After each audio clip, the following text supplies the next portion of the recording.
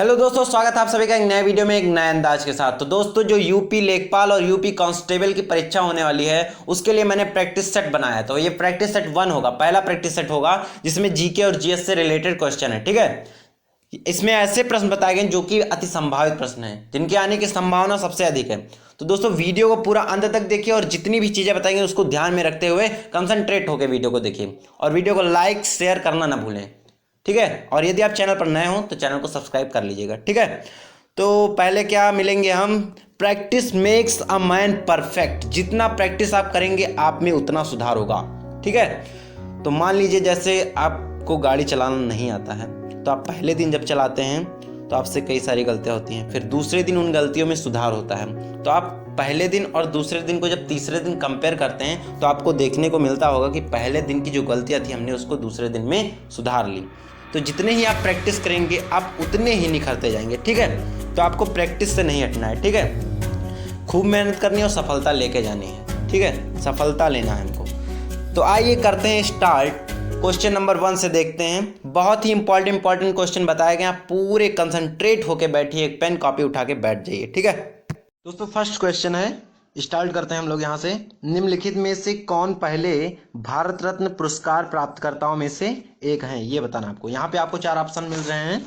Option A Jawaharlal Nehru, B mother Teresa, C CV Raman, D Rajendra Prasad. यदि दोस्तों आपको आंसर पहले से आता है तो आप कमेंट करना बिल्कुल भी नहीं भूलेंगे। ठीक है, आपको कमेंट करना होगा। ठीक है, तो आपको क्या बताना है कि पहले भारत रत्न पुरस्कार प्राप्तकर्ताओं में से एक कौन है। ठीक है, तो यहाँ पे जो आपका करेक्ट आंसर होगा वो सीवी रमन होगा। सी ऑप्शन पे टिक करेंगे। ठीक है, आइए नेक्स्ट क्वेश्चन देखते हैं। नेक्स्ट क्वेश्चन है आपका कि विश्व जल दिवस प्रत्येक वर्ष कब मनाया जाता है। देखिए दोस्तों, ये जो दिवस से प्रश्न आते हैं इसको आप जरूर से जरूर पढ़ के जाएंगे, क्योंकि इससे एक ना एक जरूर आ जाते हैं। ठीक है, तो आपको इसको जरूर से जरूर पढ़ना है। जहां तक कि जो संभावित प्रश्न है वो आपको जरूर से जरूर मिलेंगे इसमें। ठीक है, तो विश्व जल दिवस प्रत्येक वर्ष कब मनाया जाता है। तो दोस्तों, विश्व जल दिवस जो है वो प्रत्येक दिवस कब मनाया जाता है, 22 मार्च को। ठीक है, तो आपका जो करेक्ट आंसर होगा वो क्या होगा, 22 मार्च। ठीक है, तो 22 मार्च पे आप चलेंगे। ठीक है, आइए नेक्स्ट क्वेश्चन देखते हैं। तो तीसरा प्रश्न जो कि आपके लिए बहुत इंपॉर्टेंट होगा, क्योंकि ये कई बार पूछा जा चुका है। ठीक है, तो आपका प्रश्न क्या है कि विश्व में लौह अयस्क के उत्पादन में भारत किस स्थान पे है। ऑप्शन ए पहले, बी तीसरे, सी दूसरे, डी चौथे। तो दोस्तों, यदि भारत की बात की जाए तो भारत जो है ये आपका किस स्थान पे, चौथे स्थान पे है। ठीक है, तो आपका डी आंसर जो होगा, डी ऑप्शन जो होगा वो करेक्ट होगा। ठीक है, अगर बात की जाए पहले स्थान पे तो पहले स्थान पे हमारा आएगा चाइना, और दूसरे स्थान पे बात किया जाए तो ऑस्ट्रेलिया होगा, और तीसरे स्थान पे ब्राजील होगा। ठीक है, तो इस प्रश्न को आप इंपॉर्टेंट उसमें नोट करेंगे। ठीक है दोस्तों, चौथा प्रश्न जो है ये बहुत ही महत्वपूर्ण ये भी प्रश्न होगा। पूछ रहा है कि निम्न में से शिलांग का उपनाम है। 4 ऑप्शन दिए गए हैं आपको यहाँ पे। Option A Scotland of India, B the place of victory, C Paris of the East, D पूर्व का स्कॉटलैंड। यदि आपको पहले से पता हो तो आंसर आप कमेंट जरूर से जरूर करेंगे। ठीक है, तो यदि आप जानते हो तो कमेंट जरूर करेंगे। ठीक है, तो शिलांग का उपनाम जो होगा दोस्तों वो क्या होगा, पूर्व का स्कॉटलैंड होगा। ठीक है, ऑप्शन डी जो होगा वो आपका करेक्ट होगा। बात किया जाए स्कॉटलैंड ऑफ इंडिया, मतलब इसका ऑप्शन ए का, तो ये किसका उपनाम है, ये कुर्ग का है। ठीक है, ऑप्शन बी की बात की जाए the place of victory, the place of victory जो है ये विजयवाड़ा का है। ठीक है, और जो ऑप्शन सी दिया है पेरिस ऑफ द ईस्ट, ये किसका है, पुदुचेरी का है। ठीक है, तो यहां से आपको कई सारे नॉलेज मिलेंगे। ये मत सोचिए आपको कि एक क्वेश्चन से एक क्वेश्चन मिलेगा, ये ऐसा नहीं है। यहाँ पे जो होगा वो आपको पूरी जानकारी मिलेगी। ठीक है, तो आइए चलते हैं नेक्स्ट पे। दोस्तों, अब हम सभी पहुंच गए 5वें प्रश्न पे। ठीक है, यदि आप चैनल पर नए हो तो चैनल को सब्सक्राइब करना बिल्कुल भी ना भूलें, और वीडियो को ज्यादा से ज्यादा अपने मित्रों में शेयर करें जो भी कॉम्पिटेटिव एग्जाम्स में तैयारी करते हो, उनको भी मदद मिले। ठीक है, आपके जरिए या हमारे जरिए। ठीक है, तो ये प्रश्न पे फोकस करते हैं। प्रश्न में आपसे पूछा गया है कि केवलादेव राष्ट्रीय उद्यान निम्न में से कहाँ स्थित है। केवलादेव कई बार आ चुका है, इसलिए मैंने इसको ज्यादा से ज्यादा संभावित माना है। ठीक है, और बाकी के भी आपको बता देंगे हम। ठीक है, केवलादेव राष्ट्रीय उद्यान निम्न में से कहाँ स्थित है। Option A Assam, B Paschim Bangal, C Rajasthan, D Sikkim. हमने कई बार आपसे बता चुका है, यदि आप प्रश्न का आंसर जानते हो तो कमेंट बॉक्स में कमेंट जरूर करें। ठीक है, तो इसका जो करेक्ट आंसर होगा वो कौन सा होगा, राजस्थान होगा। ठीक है, केवलादेव जो है ये कहाँ पे है, राजस्थान में। Option C correct. ठीक, केवलादेव को छोड़कर बाकी के 3 और आ सकते हैं। देखिए, जो ज्यादा जिनकी आने की संभावना है उसको मैं आपको जरूर से जरूर बता सकता हूँ। देखिए, सुंदरवन राष्ट्रीय उद्यान जो है ये भी आने की संभावना है, जो कि कहाँ है, पश्चिम बंगाल में है। कहाँ पे है, पश्चिम बंगाल में है। ठीक है, कंचनजंगा नेशनल पार्क, इसका भी आने का संभावना है, जो कि कहाँ है, सिक्किम में है। कंचनजंगा है सिक्किम में, और सुंदरवन जो आएगा वो आप पश्चिम बंगाल पे टिक करिएगा। और यदि केवलादेव ही आ जाता है तो इसको तो मैंने बताया ही है, आपका किस्मत होगा। ठीक है, मानस भी आने की संभावना है। मानस और काजीरंगा ये तो बहुत ही इजी है, इनको आप असम पे लेकर चलेंगे। कहाँ पे, असम पे। ठीक, मानस और काजीरंगा जो आता है तो आप इसको असम पे मारिएगा। ठीक है, बिना सोचे समझे। तो आइए नेक्स्ट पे चलते हैं। क्वेश्चन नंबर 6 को देखेंगे दोस्तों। हंगरी की राजधानी है, हंगरी की राजधानी कौन सा होगा? Option A Budapest, B Beirut, C Moscow, D Lima. Hungary की राजधानी बुडापेस्ट, बेरूत, मास्को, लीमा। तो बुडापेस्ट पे टिक करिए, बुडापेस्ट जो होगा वो करेक्ट आंसर होगा। हंगरी की राजधानी कौन है? बुडापेस्ट। ठीक है, इसी टाइप की क्वेश्चन आने की संभावना होगी। ठीक है, बेरूत की यदि बात की जाए, बेरूत, बेरूत कहाँ का है? Lebanon, Lebanon. ये किसका है? Lebanon, Lebanon. ठीक, मास्को, मास्को रूस, रूस को ले जाइए। लीमा, लीमा आने का संभावना होता है। लीमा किसका? पेरू, पेरू की राजधानी कई बार पूछा गया, पेरू, पेरू की राजधानी कई बार पूछी गई है। ठीक है, देखिए इसमें एक तरीके से मिलावट में भी आता है, रीजनिंग में आ जाता है। उसमें देश देंगे एक तरफ राजधानी देंगे, उसमें से गलत का वो पूछेंगे। ठीक है, तो आप राजधानी पे फोकस करिएगा, इसमें से भी एक क्वेश्चन जरूर आता है। जो मेन होंगे उसको हम बताएंगे जरूर। ठीक है, तो नेक्स्ट पे चलते हैं दोस्तों। 7वां प्रश्न है कि मानव शरीर में पित्तरस का निर्माण कहाँ होता है? ऑप्शन ए पित्ताशय, बी यकृत, सी अग्नाशय, डी ग्रसनी। ठीक है दोस्तों, ये कई बार पूछा गया है और इसमें काफी लोगों ने गलत आंसर दिया है। ठीक है, लगभग मान के चलिए 65% लोग गलत आंसर दिए थे। ठीक है, कितने लोग? 65% लोग। ठीक है, तो मानव शरीर में पित्तरस का जो निर्माण होता है वो कहाँ होता है? यकृत में होता है। और बाकी के लोग जो गलत लगाते हैं वो कहाँ पे लगा देते हैं? पित्ताशय में। ठीक है, तो ये आपका रॉन्ग हो जाएगा। पित्ताशय में इसका निर्माण नहीं होता है, पित्ताशय में इसका क्या होता है? संग्रह होता है। ठीक है, तो आइंदा से आप लोग से गलती ना हो, इसलिए इस प्रश्न पे ज्यादा से ज्यादा फोकस करें। ठीक दोस्तों, अब हम सभी बात करेंगे 8वें प्रश्न की। ठीक है, देखिए दोस्तों, आपसे 8वें प्रश्न में पूछा गया है कि निम्नलिखित में से किस देश में तांबे का सबसे बड़ा भंडार है? ऑप्शन ए चिली, बी मिस्र, सी ब्राजील, डी दक्षिण अफ्रीका। ये चिली यहाँ पे थोड़ा सा फॉल्ट हो गया है। ठीक है, तो दोस्तों आपने यदि अभी तक भी चैनल को सब्सक्राइब ना किया हो तो चैनल को सब्सक्राइब कर लीजिए और वीडियो को ज्यादा से ज्यादा अपने मित्रों में शेयर करिएगा। ठीक है, ताकि उनका भी कुछ लाभ हो। ठीक है, तो दोस्तों इसका जो करेक्ट आंसर होगा वो ऑप्शन ए होगा, चिली। ठीक है, कौन सा होगा ऑप्शन? Option A, chilli. ठीक, यदि बात कीजिए चिली की राजधानी की, तो इसकी राजधानी कहाँ है? सैंटियागो में है। कहाँ है? सैंटियागो में। ठीक, जो कि कहाँ पे स्थित है? दक्षिण अमेरिकी महाद्वीप के पश्चिमी छोर पर स्थित है। ठीक है, इसकी राजधानी कहाँ है? सैंटियागो में। ठीक, तो आइए नेक्स्ट क्वेश्चन को देखते हैं। जितने भी क्वेश्चन आपको बताए जाएंगे बहुत ही महत्वपूर्ण क्वेश्चन बताए जाएंगे आपको। अति संभावित प्रश्न जो हैं, जिनकी आने की संभावना सबसे अधिक है, वो प्रश्न आपको यहाँ पे मिलेगा। ठीक है, तो आइए नेक्स्ट क्वेश्चन देखते हैं।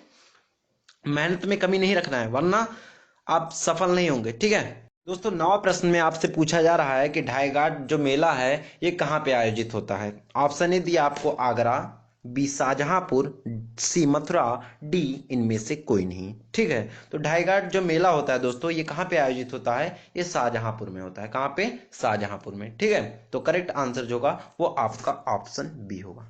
ठीक, तो आइए नेक्स्ट क्वेश्चन को देखते हैं। दोस्तों आप लोग एक काम करिएगा, चैनल को सब्सक्राइब करना बिल्कुल भी ना भूलिएगा। ठीक है, और वीडियो को ज्यादा से ज्यादा शेयर करिएगा। ठीक, मेहनत में कमी न रखिए, वरना असफलता का वही कारण बन जाएगा। ठीक है, तो मेहनत करते रहिए, कामयाबी जरूर से जरूर मिलेगी। दोस्तों 10 नंबर क्वेश्चन है। क्वेश्चन नंबर 10 में आपसे पूछा गया है कि निमोनिया रोग जो होता है ये शरीर के किस अंग को प्रभावित करता है? ऑप्शन ए फेफड़े, बी यकृत, सी आंत, डी लीवर। तो दोस्तों जो निमोनिया रोग होता है ये किस अंग को प्रभावित करता है? ये फेफड़े को प्रभावित करता है। किसको प्रभावित करता है? फेफड़े को। ठीक है, तो आपका करेक्ट आंसर जो होगा वो ए होगा, ऑप्शन ए। ठीक है, यदि आपसे ये ना पूछकर ये पूछ ले कि निमोनिया कितने प्रकार का होता है, तो वहां पे आपको ऑप्शन देगा 1, 2, 3, 4, 5 या 5, 6, 7 भी दे सकता है। तो आप जान लीजिए कि निमोनिया जो है ये 5 प्रकार का होता है। निमोनिया कितने प्रकार का होता है? 5 प्रकार का होता है। ठीक है, कौन कौन से होते हैं? देखिए, एक होता है बैक्टीरियल निमोनिया, एक होता है वायरल निमोनिया, एक होता है माइकोप्लाज्मा निमोनिया। ठीक है, और एक एस्पिरेशन होता है और एक फंगल निमोनिया। ठीक है, तो आपकी ये 5 प्रकार के निमोनिया होते हैं। ठीक है, देखिए दोस्तों एक क्वेश्चन आपसे और पूछ सकता है कि यहाँ जैसे आपसे रीजनिंग में पूछता है कि आपको 4 स्पेलिंग दे देगा, उसमें से कहेगा कि इसमें से निमोनिया का जो करेक्ट स्पेलिंग है वो कौन सा है। ठीक है, तो उसमें से 4 में से 3 गलत रहेंगे और एक सही रहेगा। तो निमोनिया की स्पेलिंग पे भी ध्यान दीजिएगा। इसकी स्पेलिंग होती है PNEUMONIA। ठीक, तो इस स्पेलिंग को भी आप माइंड में रखेंगे। ठीक है, इस टाइप से कठिन कठिन जो टिपिकल स्पेलिंग होती है वही पूछे जाते हैं। ठीक है, तो आपके हम ये सोचते हैं कि कितने प्रश्न आपको बता दिए जाएं कि आपके कल्याण हो जाएं। ठीक, क्योंकि एक एक नंबर जो होता है वो बहुत मायने रखता है। ठीक, बस आप हमारे साथ मेहनत करिए। दोस्तों 11वां प्रश्न है कि घाव का अध्ययन क्या कहलाता है। Option A caliology, B nematology, C traumatology, D nidology. ठीक है, तो दोस्तों इसका जो करेक्ट आंसर होगा वो होगा ट्रोमेटोलॉजी। ऑप्शन सी जो होगा वो करेक्ट होगा। ऑप्शन सी जो होगा वो करेक्ट होगा। यदि आपको आंसर पहले से पता हो तो आप कमेंट जरूर से जरूर करें। ठीक है, तो घाव का अध्ययन आता है तो आप ट्रोमेटोलॉजी लगाएंगे। ठीक है दोस्तों 12वां प्रश्न है कि निम्न में से मकड़ी का श्वसन अंग है। यहाँ पे श्वसन सही से नहीं लिखा है, ये टाइपिंग में गलती हो जाती है कहीं कहीं ऑपरेटर से। ऑप्शन ए शरीर की सतह, B book gills, C air bladder, D book lungs. तो जो मकड़ी का श्वसन अंग है वो इस कौन सा होगा। ऑप्शन डी होगा बुक लंग्स। बुक लंग्स पे लगाइए। ठीक है, ये सर्दी मांगे वर्दी। ठीक है, तो ऑप्शन डी जो होगा आपका करेक्ट होगा। दोस्तों 13वां प्रश्न है कि मानव रक्त में प्लाज्मा की लगभग कितनी मात्रा होती है। ऑप्शन ए 26 से 30%, बी 55 से 60%, सी 70 से 75%, डी 80 से 85%। दोस्तों यदि आप पहले से जानते हैं तो कमेंट जरूर से जरूर करें। ये मैं बार बार कहता हूं, मानव रक्त में प्लाज्मा की लगभग कितनी मात्रा होती है। तो मानव रक्त में जो प्लाज्मा की मात्रा होती है वो कितनी होती है, 55 से 60%। ठीक, ऑप्शन बी। ऑप्शन बी होगा करेक्ट आंसर। ठीक, आइए नेक्स्ट क्वेश्चन देखते हैं। दोस्तों 14वां प्रश्न है कि मनुष्य में यूरिया, ये होगा किसमें, ये मां होगा। मनुष्य में यूरिया किसमें बनता है। ऑप्शन ए यकृत, बी प्लीहा, सी वृक्क, डी मूत्रवाहिनी। तो मनुष्य में जो यूरिया बनता है दोस्तों ये कहाँ पे बनता है, यकृत में। कहाँ पे बनेगा, यकृत में। ऑप्शन ए जो होगा वो आपका करेक्ट होगा। ठीक, ऑप्शन ए पे टिक करिएगा। दोस्तों 15वां प्रश्न है कि निम्नलिखित में से कौन सा हृदय की धड़कन और श्वसन को नियंत्रित करता है। ऑप्शन ए मेरु तंत्रिका, बी मेडुला ऑब्लिंगेटा, सी पीयूष ग्रंथि, डी मेरु रज्जु। तो बताइए कमेंट बॉक्स में कमेंट करके, यदि आप जानते हो तो कमेंट करिए। चलिए कोई बात नहीं, तो मैं बताता हूँ निम्नलिखित में से कौन सा हृदय की धड़कन और श्वसन को नियंत्रित करता है। तो इसका जो आंसर होगा वो बी होगा। ऑप्शन बी को टिक करिए, मेडुला ऑब्लिंगेटा। ठीक है, तो इसका जो करेक्ट आंसर होगा वो मेडुला ऑब्लिंगेटा होगा। दोस्तों प्रश्न 16 जो कह रहा वो ये कह रहा है कि सबसे बड़ी अंतःस्रावी ग्रंथि है। तो दोस्तों जो सबसे बड़ी अंतःस्रावी ग्रंथि है, यहाँ पे जो ऑप्शन सी आपको दिख रहा है यही करेक्ट होगा। आउटू ग्रंथि जो होती है ये सबसे बड़ी अंतःस्रावी ग्रंथि है। ठीक है, आउटू ग्रंथि जो है ये आपकी सबसे बड़ी अंतःस्रावी ग्रंथि है। ठीक, तो ऑप्शन सी जो होगा वो करेक्ट होगा। तो 17वां प्रश्न है कि बिजली के बल्ब का फिलामेंट का बना होता है। ऑप्शन ए तांबा, बी एल्युमिनियम, सी टंगस्टन, डी मिश्र धातु। तो दोस्तों जो बिजली का फिलामेंट होता है, बिजली के बल्ब का जो फिलामेंट होता है वो किसका बना होता है, टंगस्टन का बना होता है। किसका बना होता है, टंगस्टन का। ठीक है, जिसका सिंबल जो है वो डब्ल्यू होता है। ठीक दोस्तों क्वेश्चन 18 जो कि बहुत इंपॉर्टेंट है, इसको नोट जरूर कर लीजिएगा। ठीक है, इसके आने की संभावना ज्यादा से ज्यादा होगी। कि पूछा गया कि विद्युत वाहक बल को मापने के लिए निम्नलिखित में से किस उपकरण का इस्तेमाल किया जाता है। Option A polarimeter, B potometer, C platometer, D potentiometer.